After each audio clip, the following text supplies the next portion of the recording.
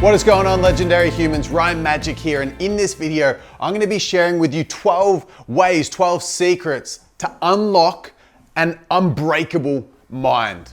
Now, if you're new to this channel, make sure you click the subscribe button so you can keep tuned for the future videos that I bring out. That just pencils you into your journey of personal development, keeps the momentum rolling. So let's get into this. Pre-frame, I'm just going to write it out. Boss. And this, the reason I'm writing boss here is because these 12 things, as I was writing them down and getting clear on them before this video, I was just thinking, if someone could literally implement these 12 things and they're new to this idea of improving their mindset and personal development, even if they're not, you will literally become unbreakable. These are just so ridiculous. So if anyone stays through to the end, can you jump in the comments and say, I'm a boss. That's it. I'll know. And I'll look at you and I'll be like, this person's an absolute boss, because it is going to take some serious effort to be able to allow your mind to soak in the gravity of the concepts that we're going to go through. It's going to be a sick video. If you can't tell, I'm pumped to get into it. So let's kick off. Number one. This is my favorite thing that I've learned from Jordan Peterson. There's actually a lot of things that I enjoy, but this one's massive. And it is, hold yourself with dignity. Hold yourself with dignity. And there's a component to this that I'm just going to note here. Physically. Tony Robbins, you guys have probably heard of Tony Robbins. Jordan Peterson, I'm pretty sure it's Jordan Peterson's #1 first rule for life in his 12 Rules for Life book. Tony Robbins talks about this. This is the most spoken about and taught principle at all of his seminars, and is understanding the link between your physiology and how you feel. Physiology is the way you carry your body. Physically, how do you carry yourself? Now, the simplest way to teach the power and the gravity of this concept is that you look at the roof and you smile. It's impossible not to feel freaking amazing. Do it right now. Just look at the roof and then just smile. Or even if you can fake laugh, but you've got your shoulders back, you're smiling and you're looking at the roof. You look stupid, but you will literally feel good. The same token in terms of having when I think unbreakable mind, I think unstoppable. I think whatever your dreams are, you can go after them and crush them. You can achieve whatever you put your mind to because it's unbreakable. So we're not talking about, let's look at the roof. We're talking, hold yourself with your shoulders back and your chest out. And it is a habit. This is one thing that I've been consciously working on over the last 6 months in particular, which is my posture. Because I was working a lot like this and I just felt a little bit guarded in the world. So I kind of developed rounded shoulders, and I've been doing a lot of yoga and effort to physically change my posture and intentionally sit up straighter, stand up straighter, walk with my shoulders back, with my chest out, and carry myself with more dignity and conviction, because it impacts the way that you think. Again, if you look up, you could be thinking depressed.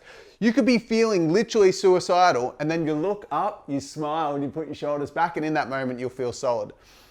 If you want to feel confident and have an unbreakable mind, shoulders back, chest out, let's go.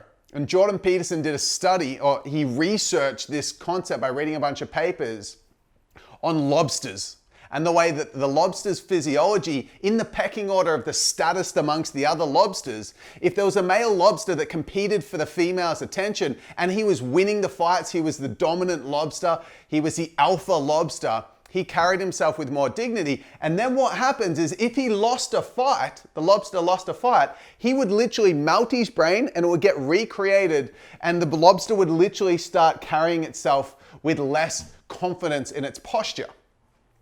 How crazy is that? It just goes to show that this is a concept in amongst not just humans, but other animals. And you can see it. When someone's walking around depressed, you can see the way that even that was too upbeat. It's just like this. But you walk around like this, you can't help but feel confident. So this is massive. That's the first one. Now I'm going to preframe, we're going to get into some solid concepts, some deep personal development, mindset hack concepts that I'll explain them thoroughly. That's just my teaching style, to be thorough, but it's next level stuff. I've invested over $700,000 going to seminars, workshops, etc. to develop my own unbreakable mind and build my confidence and understand how to be successful. And I'm going to be teaching the things that have made the biggest impact to me over this time. And some of it took me a long time to get it. And I'm pretty good at teaching things. I'm going to give myself some props for this being something that I'm good at. So I'm going to be thorough, but you're really going to have to pay attention to this, all right? The second one, ground yourself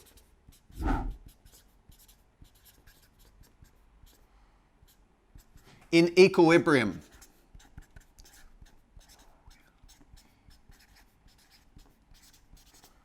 Now, I could go into the science behind this and talk about, in depth, about the fact that there is an equilibrium, neutrality in the universe where there's polarity. There's always polarity. There's equal happy to sad. There's equal good to bad. There's equal right to wrong.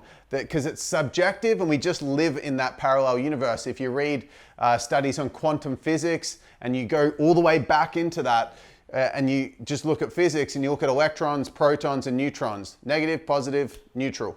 There's that balance. And the same thing in the world. And there's a way that you can actually use this as a concept to keeping yourself grounded and bulletproof. And it's very simple. When you're feeling low, find the benefits. Find the good in the bad. So if you're having a crap day or you hate your job, find the benefits. What this is, the two parts to this are gratitude is one benefit to understanding this. And that is when there is bad, find gratitude, okay? The second part to it is when there is good, you want to find the risks. Because I'm all about what's the point of learning this. If you go and listen to, because who I learned this from was Dr. John Demartini. He's got the Guinness World Record, I'm pretty sure, for the most books ever read. I'm pretty sure it's like 40,000 books or something. And he's a personal development thought leader. And he's got this concept called the Demartini method. The whole thing is about equilibrium and neutrality. But he speaks so scientifically and so long. At the end of the day, from attending multiple ones of his events, investing thousands of dollars with him, interviewing in my podcast, what I essentially got from all of that is these two things. There's more, but this is the main things that I got. There's equal benefits and drawbacks to everything. You stub your toe, you're like, oh, that sucks. But then you can find benefits. You lose your job. Ah, this sucks. What a poor me. But you find the benefits. It's like, okay, cool. Now you have the opportunity to start your business. Or you broke up with your partner. What's the benefit? And so it helps you find the good in the bad. Helps you find the gratitude. So right now, for any area of your life, if you're looking at the bad, you're missing gratitude. And if you're missing gratitude, you're suffering, which means you're weak. So find the gratitude, find the good to create gratitude in the bad. But when you're infatuated, because when you're looking at something as bad, you're defatuated. You're infatuated with being somewhere else. So easiest example is you want to have your dream business going, but you're stuck in a job that you hate. You're defatuated with being in the job and you're infatuated with going out of the job. You think it's worse to be in the job and better to be in your dream business. Okay? Now the problem here is, and this illustrates the benefit of this for having an unbreakable mind, if you're looking at the bad of your job, you're missing gratitude. You go in there and you're suffering throughout the day, and someone that's suffering is weak. This is about being unbreakable, and unbreakable is being in gratitude, in love. That's where your power lies in that situation. However, if you're infatuated with business, you're not finding the bad in what you're about to pursue, but it's there. It is there. And believe me, because you still have preferences and want to go after things. If you want to go after your dream business, but you're not seeing the quote unquote bad, it's very, very risky. Because then you go into it and you're underprepared. If you take the time to list out the challenges, the potential setbacks, and you find the bad in the good, so in the good you find the bad, you're future pacing the risks.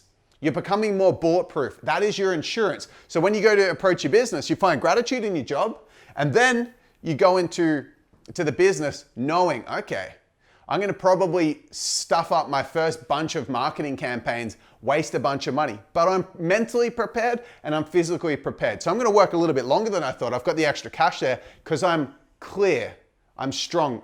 And the word here, which I'm going to highlight, grounded. Grounded, like literally just means you're strong, connected to the ground. The earth is pretty grounded. It's like one big heap of mass. It's just solid as hell. Are you solid as hell? Because if you're hating your job, you're not solid as hell. You're there going, I don't like this. I want to be somewhere else. Find the gratitude. If you're then going into, yeah, I'm going to go into my dream business. Boom, get slapped around because you haven't future-paced the problems, which are inevitably going to be there. Then you're not mitigating your risks. You're not future-pacing the potential risks and setbacks. So find the bad and the good to be risk, to remove the risks, and find the good. So find the bad and the good to remove the risks, and find the good and the bad to find the gratitude. That keeps your mind in equilibrium or grounded. All right. This is just extracting what I would consider to be the most potent things from DeMartini. Third thing, these are big concepts, but we're 2 in. And these are groundbreaking stuff. All right. Constantly improve your belief systems.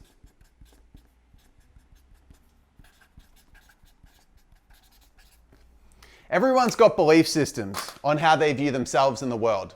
So I'll give you an example. I believe that money's hard to make. The problem with belief systems and the opportunity is they act metaphorically like, this is me. I've got belief systems. I believe that religion doesn't serve me. I believe that girls are hard to talk to in the daytime. I believe that health requires sacrificing good quality foods. I believe blah, blah, blah. All of these belief systems we have form our view of the world, and it dictates our behavior. It acts, this is the metaphor that I want you to use.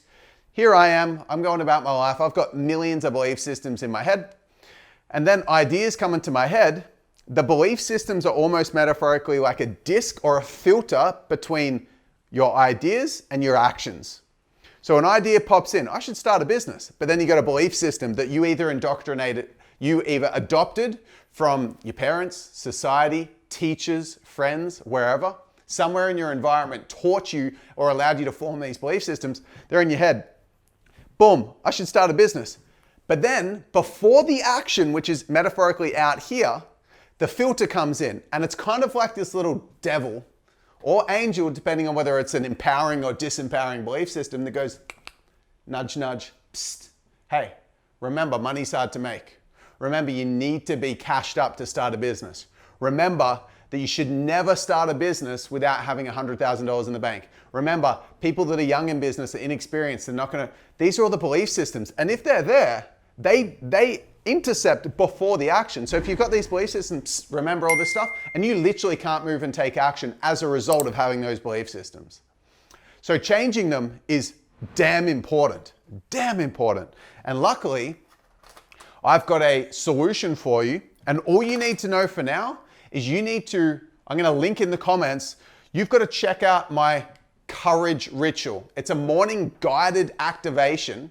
It's essentially, you just put in headphones and listen to me narrate some instructions over a period of 12 minutes. And you do this powerful ritual every morning. I did it every morning for the moment that I started my business, where I first made my first $1 million in 10 months from scratch in this business. I did this ritual every day. And I will link you to me breaking down that ritual that talks about the belief systems in it, so you can understand how to combat this and use belief systems to your advantage. But I'm telling you, if anything that you desire in your life, if you put down a list, let's say you want to attract an amazing partner, and what you do to navigate these, because again, if they're filtering and they're disadvantageous for you, then you're not gonna take action, because the filter blocks it. The idea, I want to be with an amazing person. Well, too bad. You've got a belief that you're not attractive. You've got a belief that girls want guys that have muscles and you don't have muscles. You've got belief that you're not confident enough, or you have to be older to attract a good, whatever. They're just belief systems. This is what I want you to understand about belief systems. It doesn't matter whether they're right or not. Just listen, let that sink in.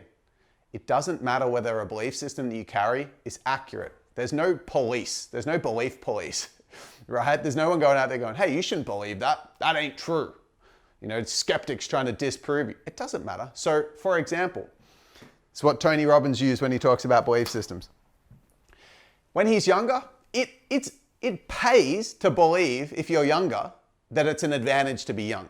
Why? Because then you're going to take more action and get bigger results. So initially he was like, hang on, I should change my belief, because when I first started in business, and I was 21 when I started my first business that made $1 million, and then 22 when I hit the $1 million mark.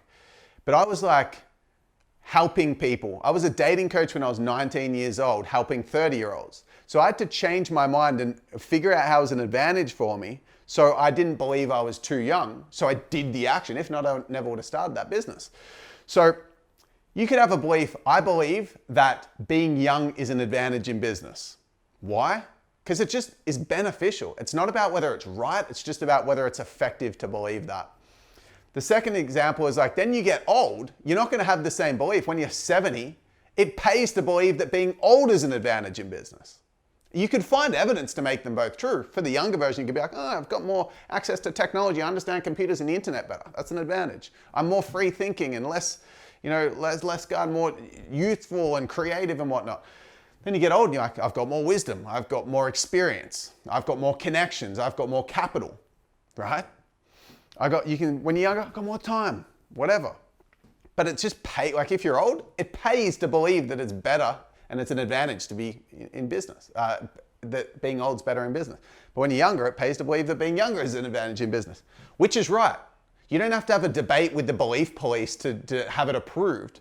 It's your mindset. You choose what's in your mind. This is about developing an unbreakable mind. That means you frame your belief systems to your own advantage. So when you enter into the scope of trying to pursue something you care about, finding an amazing partner, getting the body of your dreams, starting a business that you want to be successful, investing a bunch of money. If you just pause for a second, and this is an activity tip right now to do, and brainstorm starting with I believe ... and just insert everything that you believe in a limiting fashion in that area, it will shock and appall you. You'll be like, let's say it's about starting a business. You start writing it out. I'm not good enough. I'm not confident enough. I couldn't ever lead a team. I don't have the money to start a business. I'm too young to start a business. I don't have a college degree. These are all made up things. It doesn't matter. Like, people have succeeded with no degree. People have started $1 million business at 13 years old. There's evidence that disproves every belief that you have. And it's just working again. If it's a limiting belief in an area where you're pursuing a goal you care about, it's just, you're plain working against yourself from your belief systems. But the thing is, everybody has these. So when you do a big brain dump of all the limiting beliefs you have in that area, then you instantly get a realization, holy crap, how on earth, with this filter of all those beliefs, would I take action in this area? How? The answer is you wouldn't. And that's why you're blocked in the pursuit of what you care about, because of the belief systems. So that's 3. Link in the comments to the ritual that I do to change my belief system each morning and work on and I've been rotating these out for years. Once because I'll create what you'll learn in this other video, a combating, empowering statement or an affirmation to counteract the limiting belief. And then when I do it in the morning, I eventually combat it and disprove it with physical reality. So I might be like, I'm not good at sales. Then doing it every morning over a period of 3 months, I actually get good at sales because my mindset's like, yeah, I can. So the filter becomes, yeah, boom, let's do it. Let's crush it in sales. I get good at sales. Then I rotate that limiting belief out and I find a new one for something else that I have all this bullshit baggage around. And then I create empowering statements with that. And I've been doing the same ritual every morning for years and it works. So if you want to have an unbreakable mind, improve your belief systems, do the courage ritual, and you'll find that in the link in the comments to the other one. So open that up in a new tab, find the belief system video, the morning ritual video that I do, and there's also a guided version of that you'll get access to off the back end of that video. Bottom line is just put it in a new tab, watch it later. Let's keep going. So, this one's, are you ready for some extra depth? I'm going to pre-frame. This one's deep. This one's got some it's going to take an expanded mind to be able to access the power of this complex personal and spiritual development principle. It's called Develop Your Witness.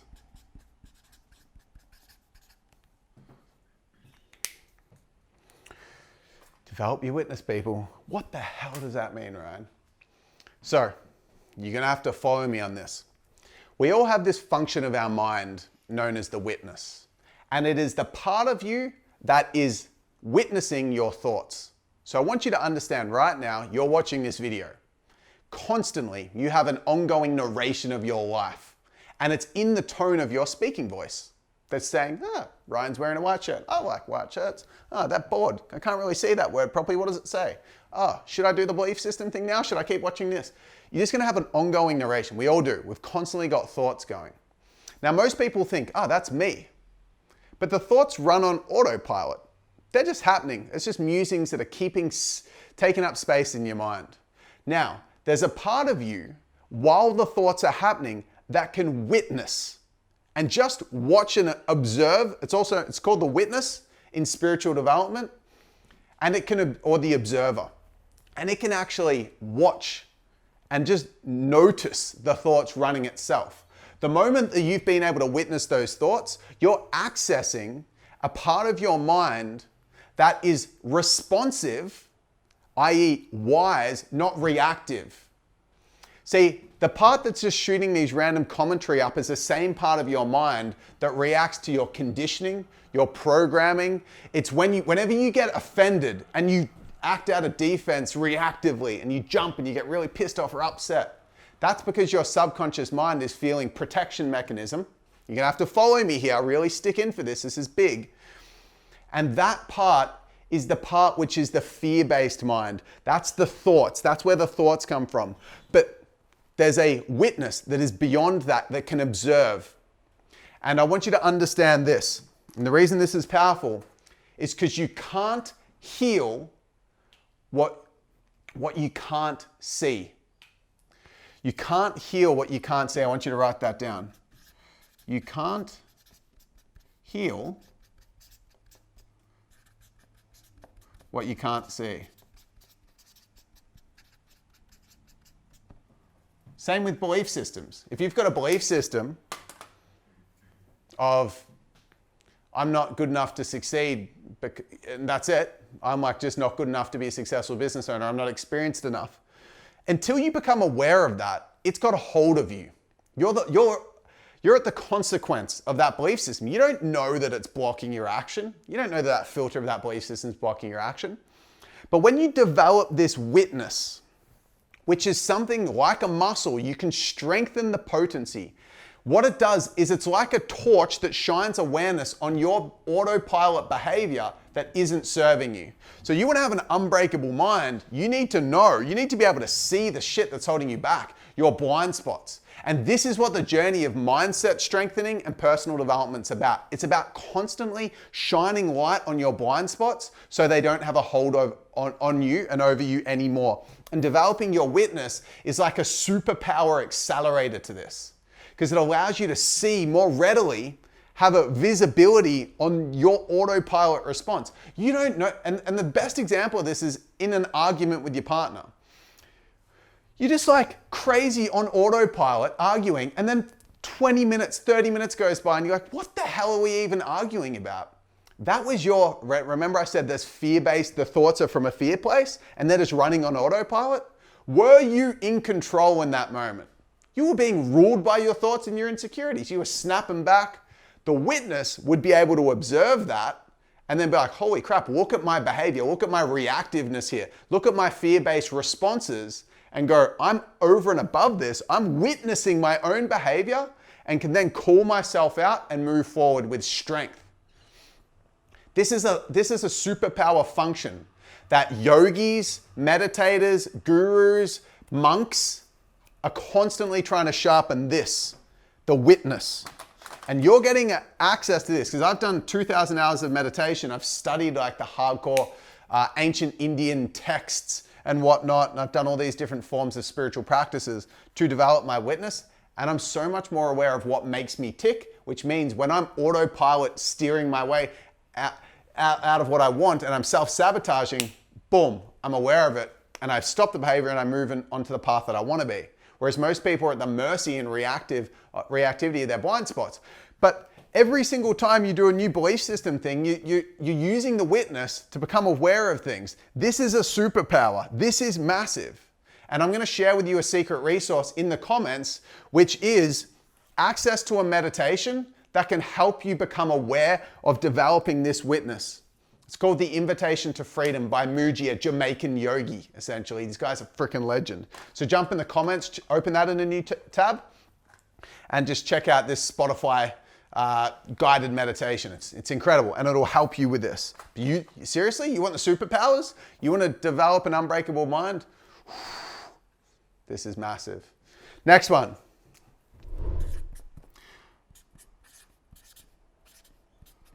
Tough conversations. And a really key part to this is initiate. Kind of just, it says initiate, but just let's know it's initiate. And then there's two ways that you're going to initiate. Number one is vulnerability.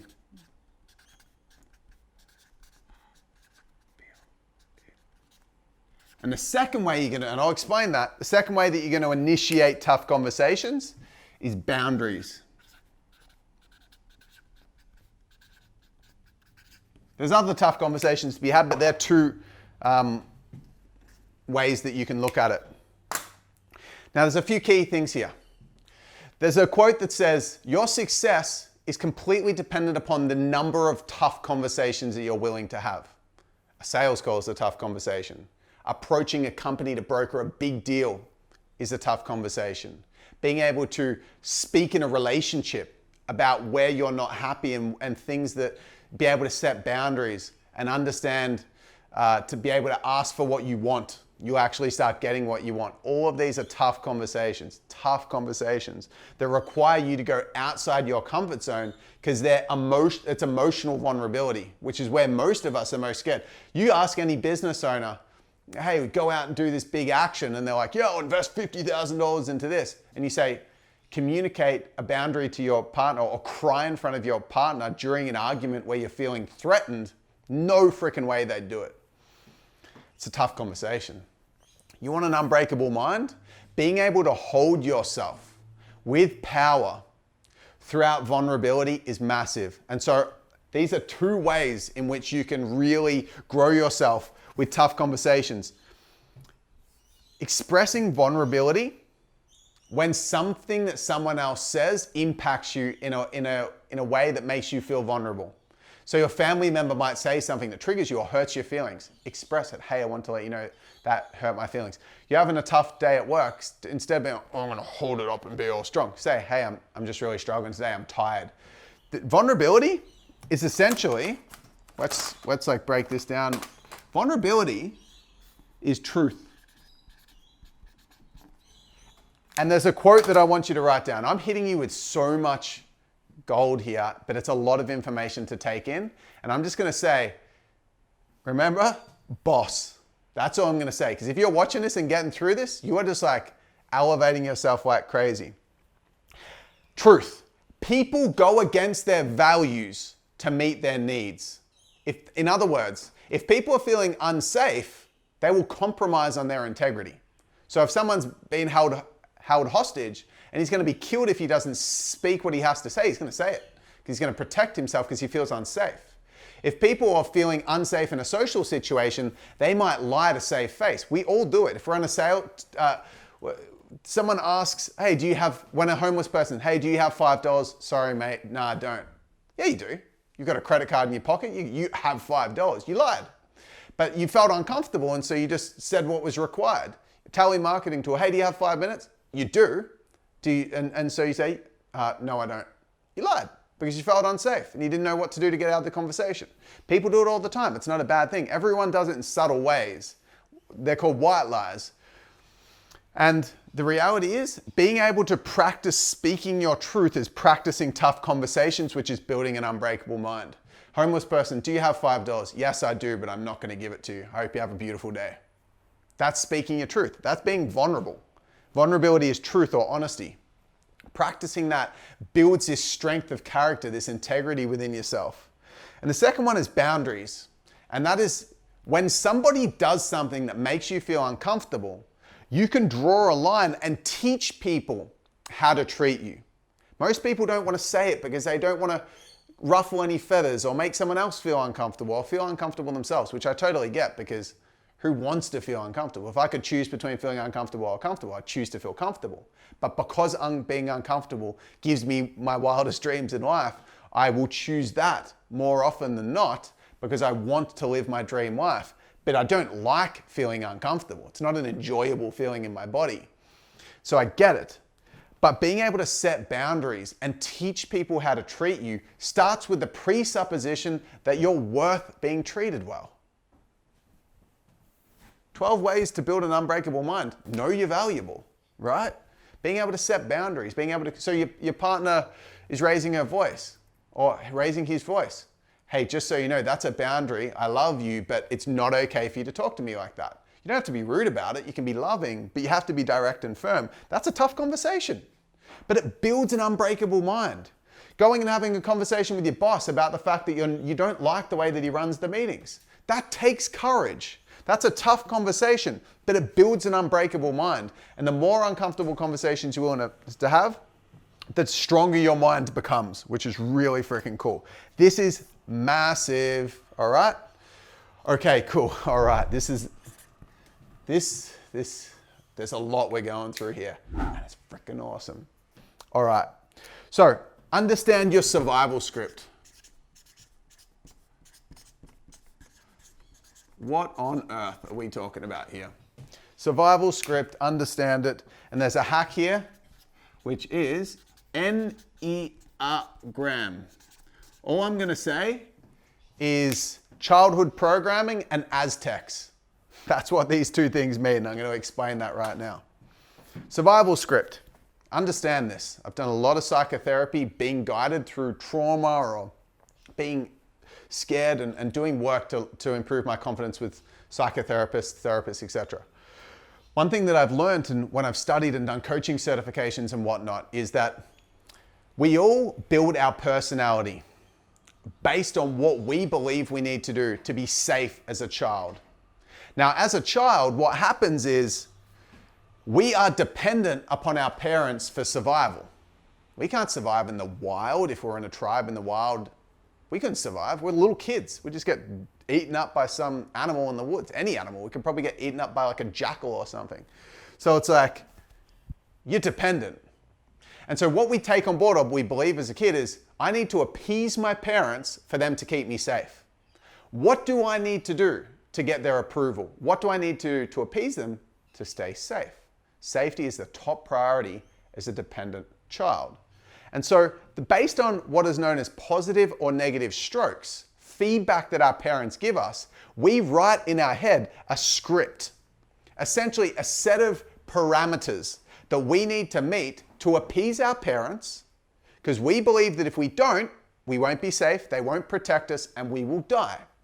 Now, metaphorically speaking, that script that says, don't be loud in public, don't express yourself when we have guests over, i.e., don't express yourself, or you need to get good grades in school. We don't just go, it's good to get good grades in school. We go, if I don't, I'm gonna die because my parents won't protect me. That's the belief system that forms.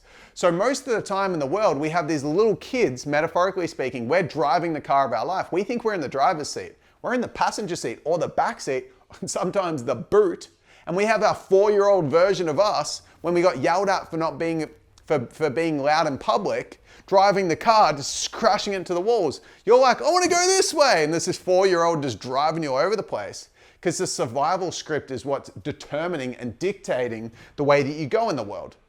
Now, understanding your survival scripts allows you to know what is your script, what is your strategy for staying safe in the world. What are the things that you think you need to do to be protected by your parents, even though you're not thinking this consciously, to get on in the world.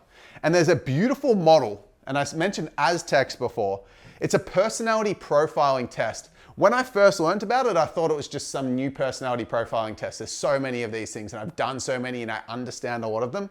Enneagram was created 2, 3, 4, 5,000 years ago and used by the Aztecs. That's so cool. The author, William Whitecloud, told me about that on the podcast where I interviewed him, even though he doesn't teach Enneagram. It's fun fact. Enneagram is a personality profiling quiz. It essentially says that there are 9 profiles, 9 core strategies, in other words, that people take in the world and to keep themselves safe. In other words, you've got your survival script. You can see a psychotherapist and dig into it deep, or you can just do this personality profiling and it'll tell you one of these 9. You got the perfectionist, the giver, the achiever, the artist, the investigator, the enthusiast, the loyalist, the boss or the challenger, and the mediator or the peacekeeper. You've got these 9. So let's say, for example, you're the achiever. You believe I need to achieve to stay safe. You're the boss. I need to be in control to stay safe. So if you've got a relative or a friend that needs to be the one dictating all the plans all the time, that's their defense strategy. That's what makes them feel safe. If you're an achiever, you need to achieve to feel safe. If you're a giver, I need to be giving all the time. A lot of mums have this archetype. I need to give all the time so that I'm loved. And if I'm not giving enough to the family, then I'm not worthy of love. Now, all of these form someone's strengths as well as their compensation strategies. And like, so for example, a giver is very generous and in a room, they're looking to make sure everyone's safe. They've got empathy, they understand, they're perceptive. That's the strengths. The stretches are, when they're feeling unsafe, they will compromise themselves to give to others. The achiever is when they're feeling unsafe, they will achieve over and above their own health and over and above the integrity of what's right for others. So understanding your survival script allows you to understand what's your predisposition when you get in unsafe situations. Where do you crack into a defense mechanism? And when you know that, your mind becomes more unbreakable because you're no longer on autopilot. And developing your witness will help with this as well because you'll notice it and pick it up more. But when does your personality become unhealthy? When do you start overachieving?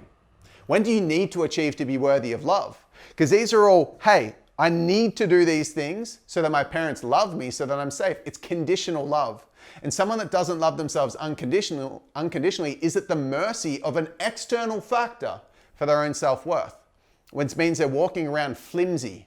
It's like they're not full and then choosing what they want to do. They're empty and they've got to do the achievement or be perfect or mediate and keep the peace or challenge and be in control to be safe or know every detail like the investigator. So do your Enneagram quiz. I'll put a link to the one that I recommend, which is by Eclectic Energies, and you'll figure out your Enneagram. It's Guns N' Roses. All right, let's keep going. So this is, you're seeing the depth here. It's just crazy. All right, cool. This one's a nice simple one, just to break it up. This is kind of like, let's chill out here. And if this is valuable, guys, drop us a like on the video. Drop us a like so the YouTube algorithm pushes out there to more people. Namaste. So, surround yourself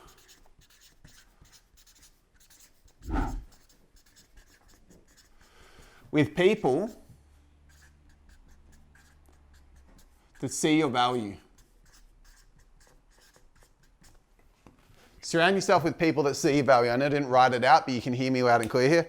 Surround yourself with people that see your value. Now, if we're out there in the world and we're in a family where we feel like the black sheep, we're like, you're all creative and singing and all your family's logical and they can't see you. They don't see your potential. But then you go to your friends, so it's like drama group and they're like, whoa, look at this creative person. I love it. And they lift you up and see you for who you are. The more that you're around people that see your value and build you up, the stronger your mindset, right? You're still going to be willing to weather the storms and go through challenge and whatnot to build your unbreakable mind, meaning you go through and have the tough conversations and whatnot. But having a general base of supportive people that know your worth, there is almost nothing more destructive than the opposite of that. Being in an environment where people are trying to peg you down. Now, for me, over the last 10 years, I've sculpted my environment to pretty much be perfect. All my friends lift me up massively. I've got no one in my life that pegs me down. It's crazy. So it's a bit of like an obvious one for me. But my question to you is, are there people, and that doesn't mean you just remove them, you can just reduce your exposure. But also, having tough conversations and setting boundaries can change the dynamic with those that you don't want to remove from your life, like your mum or your friends. And that doesn't mean you don't have to, you still can remove your mum from your life if that's what you feel is needed. But I'm just saying, if you want to keep them in, you can set boundaries and help that dynamic because you're teaching people how to treat you, but surround yourself as well with more people that know your value and see your worth and elevate you and lift you up. And the standard from which you want to live becomes a new norm. When I did this in business and I started hanging around a bunch of people that thought that I was awesome and that were really successful in business, I just went, well, if they can do it, I can do it. And they lift me up. They see my value. I must be valuable. Because before we've developed a really strong sense of self, which is a lifelong journey, at least until your late 20s and 30s, usually they say in some archetypal stages of development, it's not until you're in 45 to 50 that you really settle into your sense of self. The way that other people treat us tell us our value, tell us our worth. If people treat us well, we think subconsciously we're valuable. If people are treating us poorly, we think that we're not valuable. So it just pays to be around people that see your value, okay? All right, next one. You want an unbreakable mind? Mirror work. I do this all the time. I do it every day. This is self-love. Oh yeah. Self-love is the sexiest topic I could ever talk about in my whole life. It makes you more powerful than anything else. Loving yourself, get in the mirror. So this is how it works. You're gonna do this activity. You're gonna go in the mirror and you're gonna look at yourself and you're gonna make connection with yourself. If you find it hard, you know there's an area to improve here and you've got more unbreakability to form, where you become more powerful and more strong in yourself because you can look at yourself dead in the eyes and you can feel comfortable with that. That's me, that's my presence. And I honor that and I love myself, and you see yourself and give love to yourself. You're reinforcing and believing in yourself more. You know, the other day I saw a video that Conor McGregor posted on his Instagram where he was reinforcing affirmations to his little boy and saying, you're a champion, I love you, mate, blah, blah, blah. And we often do this with loved ones. Can you do it with yourself? So that when push comes to shove, no matter how the world is responding to you, treating you, whether COVID smacks you in the balls, whether you have someone put you down with a hate comment, whether someone gives you a greasy in the street, whether you approach a chick or a dude that you're interested in, they reject you, you've got that sense of love with yourself. We talk about unbreakable mind. For me, this is the foundation. So what you're gonna do is you're gonna look in the mirror and you're going to say these three things. I love you. I've got your back. Let's do this. I love you. I've got your back. Let's do this. I love you. I've got your back. Let's do this. And the I love you and I've got your back, it's kind of like bridging from emotional to more strong. It's like vulnerable to strong. And vulnerability is strength, but you get it. It's like vulnerability to practicality. It's like you start off and you're like, I love you. And you really want to feel it. And then I've got your back. It's like you're safe. And then it's bridging to let's do this. It's like, okay, now that I've got my back, let's go. And it gets you in this mode of like, I want to go out there and take on the world. And you can do that at any time. You can do that in the mirror in your bathroom. I carry around a fold-up mirror. I'm pretty sure I bought it from a department store that had it for like makeup. It's not one of those little round ones, but it's like a sizable one. I literally carry it around with me. I look at it every night before going to sleep, and I do those affirmations, building myself up, and it really helps, really builds that strength of character. Cool. Let's go number 9. Oh, this one. So I'm gonna say it before I write it. This is what I'm gonna introduce it with. You can handle so much more than you realize. You can handle so much more than you realize. You're capable of so much more. I even called myself out on this a year ago. I was like, holy crap, when I put myself in positions that are difficult, if I have to, I can make it happen. You see, it's interesting when it comes to finances as well. People can survive off anything. If I just kicked you out on the street and you're homeless, you're gonna find a way to get food. You can handle it. You're resourceful. You're more resourceful. You're more confident. You're more capable than what you realize. And the way to stretch that and ingrain that into your mind is very simple. Courage. And courage is very specific. There's a way to be courageous, but practicing courage extend your comfort zone, but there's a formula. What excites you and scares you. It's the apex point. This is courage. What's on your heart? What do you really want to do? So you might be like, I want to be starting my business. Does it excite the shit out of you? Does it feel expansive? But does it scare the crap out of you as well? Every time you do something that scares the crap out of you, that is also aligned. I call it aligned discomfort. You build a sense of more strength in your character. Boss. I'm just going to keep coming back to this boss. Like I said, if you go through all these concepts and get to the end of the video, seriously, that is incredible. More so, if you can implement this, because tough conversations, will you do it? If you can, one by one, you've got your back in the mirror, you're building yourself up, then you go have the tough conversation, then you're feeling a bit stronger. You're feeling a bit stronger, then you go out and you're courageous, right? And to do all this, you've got things that help you. You're being grateful for where you are. That makes your mindset stronger. You're future pacing the risks. You hold yourself with dignity physically. All these things make it easier and easier and easier to do the next. They compile and compound, and we're only on 9. We've got 3 more to go.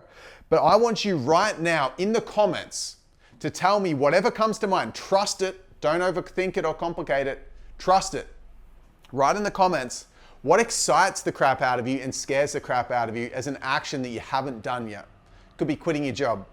It could be starting a business. It could be telling someone that you like them and you'd like to take them on a date. What excites and scares the crap out of you? And that apex point, excites, scares, is courage. Because courage in the Latin root word means core. Core means heart. Heart is a feeling of like giddiness. It's like, hell yeah, I want to go after that. That's why the exciting point is really important. Courage is not just tackling fears, okay? Boom, this is massive. All right, next one, this is huge. This is way underrated as well. Health smash. Boom town. This is interesting. If you start eating healthy, you normalize it pretty much straight away. If you went from eating quite an acidic diet, you're having a lot of takeaway food, processed food, you're having a lot of sugar, having a lot of like heavy food, and then you go and start eating healthier, more whole foods in their natural forms, easier for your body to process, it's more nutrient rich, whatever. You're feeling good. Whether it's vegan, carnivore, whatever, you're just eating better food. Just from a nutrition standpoint, you normalize it. If you start eating healthier, you'd feel pretty healthy and you get used to it pretty much straight away. You're like, oh, this is just the new normal. But then you smash a block of chocolate and notice how you feel. It's in the relapse where you notice the contrast. It's in the relapse where you notice the contrast. I want you to write this down. Substitute relapse for research. Every time you relapse on something, see it as research. I said I wasn't going to eat sugar, but I had a block of chocolate. How did you feel? Research it. See it as like an experiment. Did it make you feel better or worse? Use it as data that strengthens your chance to be consistent with your health. You see, Deepak Chopra says health equals energy. If you feel really energized, you're really healthy. If you feel really fatigued and lethargic, you're really unhealthy. And this is why having an unbreakable mind, if you're feeling energized, if you're feeling clear, you can work for longer. If you're feeling clear and energized, you can perform better at what you do. If you want to have an unbreakable mind, your energy, i.e. your health, is massive. And the acronym that I use, S.M.A.S.H, I'm going to reference a video. I'm going to link you to a video in the comments that takes you through what this acronym, S.M.A.S.H, S stands for something, M. So it's essentially sleep, meditation, activity, so sweating, avoiding stimulant, short-term gratification, which is sugar, etc., and hydration. S.M.A.S.H acronym, really important. That's your health. Big. You crushing that, you don't understand how much weaker your mindset, because short-term gratification from a health perspective, stimulants, means substances, sugar, caffeine, and it also means social media. You have no idea how much compulsive scrolling screws with your confidence because you're anxious. How strong are you and unbreakable are you if you're like desperate ADHD style, clicking on everything? Oh, I need to see this. Oh, I'm comparing yourself versus other people online. It is weak. Your health falls into that category. You're eating sugar and you're all jittery and then you crash. It's weak. The strength comes from honoring yourself, loving yourself, like mirror work, like self-love. Honor yourself. Look at yourself in the mirror. Do you deserve to feel energized and expansive and full? You do. You do. So you got to smash your health, and I'll link to another video in the comments so you can check it out deeper. Cool. Next one. By the way, if you're getting value from this, guys, drop a like on this. Seriously, it's push this message out there. It's so important. If we had a world of people that were implementing these, we'd have a world of people that are loving themselves, honoring themselves, treating other people kindly. It'd be phenomenal. I always appreciate that. Cool. Next step. Know yourself. Know yourself. And the reason why, similar to the idea that if you hang around with people, where are we? Surround yourself with people that see your value. You feel good. People lifting up. You feel good, you're stronger, right? If you know yourself, and this is where it comes in, it's important. People start like, there's this model by Erik Erikson called the psychosocial stages of development. And between the ages of 11 and 17, 18, people learn who they are. It's an important social developmental stage by experiment. That's why you see people dressing as emos and dressing as indie and having their own unique styles and trying all these haircuts and stuff through that age. They're trying to find who they are. A lot of people that don't feel comfortable and like they've got deep, genuine friendships in that phase. So if you were anxious and you couldn't really open up, or you didn't have dependable friends from stage 11 to 18, knowing yourself is something that Erik Erikson would say, is a famous psychologist, that you missed out a little bit there. So knowing yourself is something I had to learn who I was as an adult, to really learn who I was. And this is the two parts that I want you to know with yourself. I want you to know your strengths, and I want you to know your interests.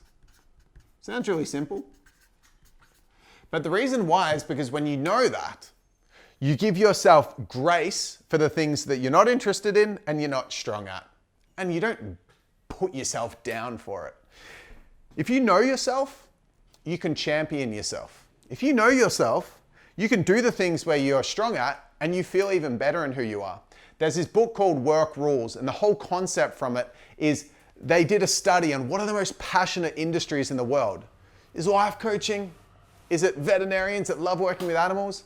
And they found no correlation between any industry specifically. But what they did find with their studies is that the longer that someone did something, the more they enjoyed their work. And the reason why is because the longer that you do something, the better you get, and the better you are at something, what happens is you feel more fulfilled in what you're doing because you get more validation back. You get people saying, you're great at it. This is a good job. Thanks for doing this. You rocked at that. Then the more that you go through an organization, you start mentoring other people in the same area. Or even if you're running a business, but you're really competent at something like being a builder, you teach other people. And the more that you do it, the more recognition you get. So Pete, the world reflects back to you your value by saying, yeah, you're good. And so if you do what you're good at in the world and you do what you're interested in, you feel passionate from the interests and you feel competent from the strengths. And that reinforces your beliefs and your mindset of like, I'm freaking awesome. And if you believe that you're freaking awesome, you feel strong. And this is what this is all about, guys, feeling strong. So know yourself, your strengths and interests. And quick tip on the psychosocial stage of development, the adolescent stage, 11 to 18. Forming genuine friendships is a way to strengthen this knowing of self because it allows you to feel comfortable and loved for who you are, and you can settle more into your strengths and interests. It's an indirect strategy for improving this. So play around with that. It's a little bit of a tip, psychology tip. All right, let's keep going. Form town. Ho ho. All right. Cause and effect. If you've heard of NLP, neuro-linguistic programming, the one thing I but the one thing that I find which is the most basic personal development principle that you learn when you study NLP. And it's the thing that is the most foundational ability to have. And that is to take responsibility for everything. Everything in your life. And essentially what I'm saying is, it's time, I'm going to use intense language here, murder the victim within. Murder it. That's not true. Make the victim feel safe is a way better way to frame that. And this is how you do it.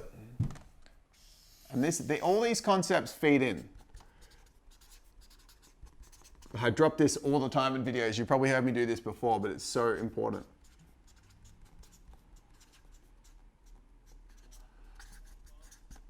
Self-kindness with self-accountability. Most people don't take responsibility, deflect, blame, go into a victim mode, say it's not their fault in life because they feel like admitting to the truth of their own incompetence would mean that because they're feeling so empty in themselves, they can't take anything else away. I can't take that hit. It's your fault. Someone else's fault. I'm not fool enough to be able to take that truth.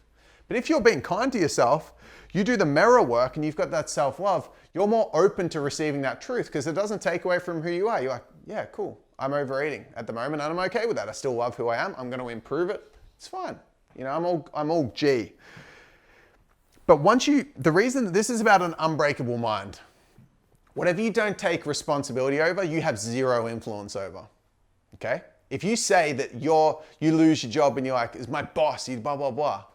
In your mind literally says now, my security in my job is solely dependent upon my boss. That's the belief that's formed, which means you go into your next job. Your behaviors reflect that belief that it's in your boss's hands. But if you believe, no, it's my fault I got fired, how do you behave differently? You go, I'm in control. You might go and talk to the person above your boss. You might and say, hey, look, I'm doing this, this, and this. These are the initiatives I want to have. I find we're in meetings, the boss does this. I think he's got good intention, but I'd like to improve here and here and here. You're taking responsibility for your job. You might even intentionally go, I'm the one that's responsible for my outcome. I'm leaving this job and I'm going here because you know that you're the one that's dictating the results you receive in your life. But if you don't believe that you're in control, you can't change anything. If it's something else outside of you, then you can't change it. If someone breaks into your house and you're like, it's his fault, then you go to sleep every night scared that it could happen. If you think it's your fault, you go, okay, cool. I'll put a better security system in. Boom, you fix the problem. But if you're the victim, you can't change the result because it wasn't even you that caused the problem. It was the outside world, and therefore you're always in fear and you're not in influence of your life. That is super important. So let's summarize this. We've smashed some massive concepts here. And right now, go in the comments and write boss. Right, I'm a boss. You, right? I'm a boss. If you're here right now and you've gone through this, double salute. Holy crap. Let's summarize this. Hold yourself with dignity. Shoulders back, chest out. Ground yourself by finding the good in the bad and creating gratitude, and finding the bad in the good so you're future pacing the risks and you're more secure. 3, constantly rotate through your belief systems. You've been linked to another video. Go check that out in your new tab after this and start improving your belief systems in the ritual that I suggested that you do each morning to create that filter that says green light, idea, I can now move, I'm not blocked. Develop your witness. You can't hear what you can't see. Build awareness by going and doing the Muji meditation. It's a phenomenal meditation. It's called the Invitation to Freedom, and there's another meditation technique. You know what? I'm going to link this in there as well. The form of meditation that I practice that strengthens the witness more than the Muji. The Muji is just a quick win for anyone that's not super into meditation yet, but the second one is for people that are really devoted to it. Go check out that form of meditation that I recommend. It's called TM, or Vedic meditation, or the One Giant Mind Being technique. I know I'm rapid firing here, but let's do this. Tough conversations. Be vulnerable. Tell the truth as much as you can. Speak truth and assert boundaries when required lovingly. Survival script. Know your coping strategies for when you're younger, the conditions that you think you need to meet so that the little kid is not driving the car. Your witness can point out when the little kid's script or coping mechanisms kick in to your own detriment. But you need to understand what your script is to know what your predispositions of behavior are. If you do the Enneagram quiz that I linked in the comments, to the eclectic energies, it'll tell you your Enneagram. You know your coping strategies. You can be aware of it, and then it doesn't rule you. Boom town. Then we've got surround yourself with people that see your value. You're obviously going to feel more built up. Boom. Mirror work, self-love. I love you. I've got your back. Let's do this. Repeat that in the mirror. Feel it, and then go out there and take action. Courage. What excites you and scares you? Do it. It's the apex point. That's the courage. It's what your heart's calling you to do that's going to require you going way outside your comfort zone to do it. And every time you do it, you build a little bit more respect and evidence of your own competency in yourself. And you become stronger. You grow who you are. Health. The more healthy and energized you are, the clearer you are, the better you perform. And the better you think as well. Have you ever been really tired or been feeling really flat and then you notice you make bad decisions? Your mind starts breaking down when you get to the point where your body's health hits the threshold of the day where you're too tired. So if you can extend that energy, have more energy, you're gonna be able to perform higher in that zone of energy. Increase that, smash it. S.M.A.S.H acronym, and go check out the video on it to go into more depth.